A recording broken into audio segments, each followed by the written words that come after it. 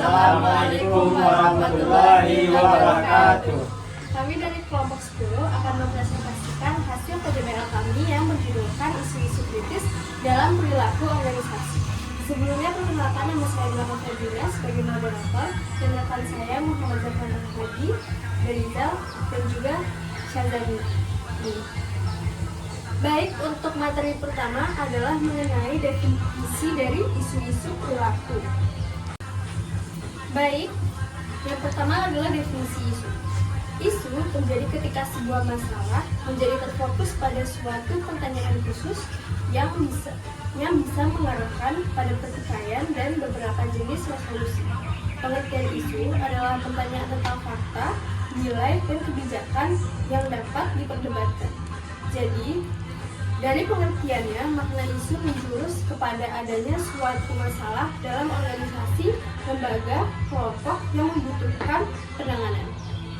Selanjutnya adalah isu yang terjadi dalam sebuah kelompok yang akan dijelaskan oleh Syazani. Kalian Syazani bisa. Baiklah, terima kasih kepada moderator. Saya akan menjelaskan materi terkait jenis isu permasalahan dalam kelompok. Yang pertama yaitu ada isu struktural. Isu ini berkaitan dengan aspek formal organisasi seperti sistem, aturan, dan struktur kerja yang dapat menyebabkan ketimpangan wewenang dan tanggung jawab serta tidak adanya komunikasi yang jelas. Yang kedua yaitu ada isu motivasi dan komitmen. Dapat kita ketahui bahwa berkaitan dengan keterlibatan psikologis dan emosional dalam kelompok. Seperti jika anggota merasa terasing atau tidak penting, partisipasi bisa menjadi minim, dan apabila tujuan pribadi bertentangan dengan tujuan kelompok yang akan menghambat pencapaian tujuan kelompok tersebut. Yang ketiga ada isu kepemimpinan.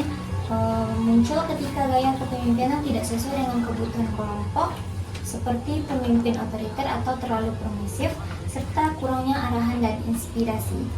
Yang terakhir yaitu ada isu lingkungan eksternal yang dapat mengganggu stabilitas dan adaptasi kelompok seperti tekanan dari luar, misalnya regulasi ekonomi, krisis ekonomi dan pesaing bisnis, serta perubahan lingkungan yang tidak dapat diantisipasi seperti teknologi baru dan tren pasar. Selanjutnya, saya juga akan menjelaskan kepada teman-teman tentang teori yang berkaitan dengan permasalahan kelompok. Yang pertama yaitu ada teori konflik sosial, di mana Lewis Passer menekankan bahwa konflik bukanlah sesuatu yang harus dihindari, melainkan bagian alami dari kehidupan kelompok yang dapat menjadi sarana untuk mengungkapkan ketegangan, memperjelas nilai dan posisi, serta menciptakan perubahan positif.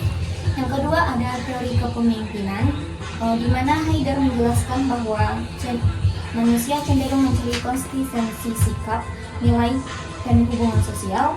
Ketika terdapat ketidakseimbangan, maka akan muncul ketegangan psikologis yang bisa menimbulkan konflik internal, bahkan mendorong anggota kelompok untuk keluar dari organisasi tersebut. Yang ketiga ada teori kebutuhan Maslow. Dapat kita ketahui bahwa jika kebutuhan dasar individu seperti rasa aman, rasa memiliki, dan penghargaan tidak terpenuhi, maka motivasi untuk berkontribusi akan menurun. Yang terakhir yaitu ada teori kontingensi kepemimpinan, di mana Heidegger menjelaskan bahwa keberhasilan kepemimpinan sangat bergantung kepada kesesuaian antara gaya kepemimpinan dan kondisi kelompok. Jika kepemimpinan tidak sesuai dengan situasi, maka akan muncul disfungsi dan konflik dalam kelompok tersebut. Sekian yang dapat saya sampaikan, saya kembalikan ke moderator. Baik, terima kasih kepada Syazani. Baiklah, selanjutnya adalah materi yang akan disampaikan oleh Muhammad Zafran. Zafran dipersilakan.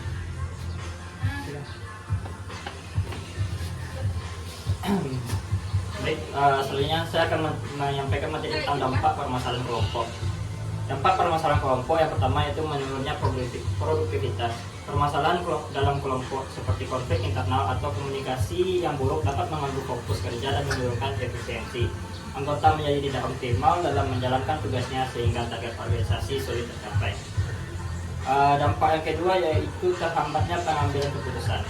Jika terdapat perbedaan pandangan yang tidak dikelola dengan baik, proses pengambilan keputusan menjadi sangat lambat atau bahkan mandek.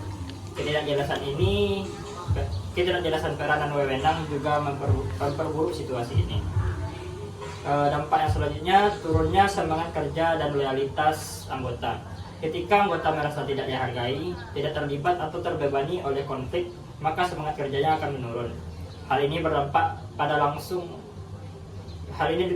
langsung pada loyalitas terhadap organisasi dan bisa menyebabkan tingkat keluar atau masuk anggota meningkat. Dampak yang selanjutnya yaitu perpecahan internal hingga disintegrasi organisasi. Permasalahan yang dibiarkan terus-menerus bisa memecah kelompok menjadi kubu-kubu yang saling bertentangan. Jika tidak ditangani secara serius, konflik ini bisa mengarah pada disintegrasi organisasi secara keseluruhan. Selanjutnya saya akan menyampaikan faktor yang mempengaruhi isu-isu ini. Yang pertama yaitu faktor internal. Faktor internal yaitu diantaranya konflik antar kelompok yang menyebabkan perubahan pola hubungan sosial, kesalahpahaman dan perbedaan kepentingan antara anggota yang dapat memisahkan individu dari kelompok. Selanjutnya, pergantian atau perubahan anggota kelompok akibat perubahan kedudukan. Selanjutnya, faktor pribadi seperti umur, pendidikan, karakter, motivasi, dan psikologi anggota kelompok. Yang terakhir, struktur anggota sosial kelompok yang berubah karena dorongan dari dalam kelompok itu sendiri. Selanjutnya, yaitu faktor eksternal, yaitu salah satunya perubahan situasi sosial akibat proses industrialisasi yang menggeser pola hubungan dan nilai kelompok. Selanjutnya, perubahan ekonomi yang menyebabkan pergeseran hubungan sosial berdasarkan kepentingan bukan kekerabatan.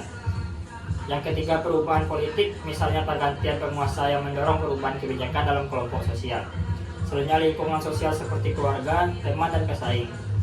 Lingkungan non-sosial seperti kondisi geografis, cuaca, dan ketersediaan sumber daya. Dan yang terakhir, tekanan atau ancaman dari luar yang mempengaruhi struktur dan dinamika kelompok. Baik, demikian materi yang saya sampaikan. Saya kembalikan kepada moderator. Baik, terima kasih Zahran. Selanjutnya adalah materi terakhir yang akan disampaikan oleh Denizal. Baik, terima kasih moderator. Di sini saya akan menjelaskan dua materi. Yang pertama, dinamika kelompok, dan yang kedua, studi kasus. Yang pertama adalah dinamika kelompok. Untuk dinamika kelompok ini terdapat beberapa unsur. Unsur yang pertama adalah struktur tim. Struktur tim ini mengacu pada bagaimana peran, tanggung jawab, dan hierarki diatur dalam sebuah kelompok kerja. Struktur yang jelas dalam dinamika kelompok menentu anggota tim memahami tugas mereka, kepada siapa mereka bertanggung jawab, dan kepada siapa mereka, dan bagaimana mereka berinteraksi dalam kelompok. Yang unsur yang kedua itu konflik interpersonal. Itu bagaimana perselisihan antar individu dalam tim dapat muncul karena perbedaan pendapat, gaya kerja, nilai atau sumber daya. Konflik ini jika tidak dikelola dengan baik dapat mengganggu produktivitas, merusak hubungan, dan menciptakan lingkungan kerja yang negatif. Unsur yang ketiga yaitu kolaborasi vs kompetisi. Di dalam organisasi sendiri perlu menimbulkan konflik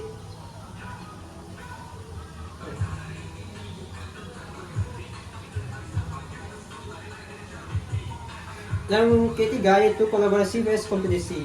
Di dalam organisasi sendiri perlu menumbuhkan yang namanya kolaborasi dalam anggota tim untuk mencapai tujuan bersama. Sementara kondisi internal yang sehat dapat memicu kinerja individu. Yang kompetisi yang berlebihan dapat merusak kerjasama tim dan menciptakan persaingan yang tidak sehat. Unsur yang keempat yaitu adalah akuntabilitas. Akuntabilitas ini mengacu pada bagaimana sejauh mana individu dalam tim bertanggung jawab atas tugas dan hasil tim secara keseluruhan. Akuntabilitas yang tinggi juga mendorong anggota tim untuk memberikan kontribusi terbaik mereka dan saling mendukung untuk mencapai tujuan bersama. Untuk materi kedua yang saya jelaskan adalah mengenai studi kasus. Yang studi kasus yang kelompok kami ambil yaitu pada PT Garuda Indonesia. Dalam studi kasus ini, PT Garuda Indonesia menunjukkan bahwa skandal penyelundupan pada tahun 2020 yang melibatkan tindakan tidak etis dari manajemen puncak yang diakibatkan oleh lemahnya penguasaan internal, konflik kepentingan, dan kurangnya transparansi. Dampak dari konflik atau kasus ini mencakup penurunan moral karyawan, kerusakan reputasi perusahaan, dan dampak finansial yang signifikan. Sebagai respon, pemerintah sebagai pemaham saham mengganti direktur utama dan melakukan audit internal untuk meningkatkan transparansi dan akuntabilitas publik. Dan bagaimana untuk mencegah terulangnya konflik serupa di kemudian hari? Dari kelompok kami menyarankan agar PT Garuda Indonesia juga menerapkan prinsip good governance, yaitu bagaimana melibatkan pemerintah, swasta, dan masyarakat, meningkatkan komunikasi antara manajemen dan karyawan, serta melaksanakan pelatihan etika.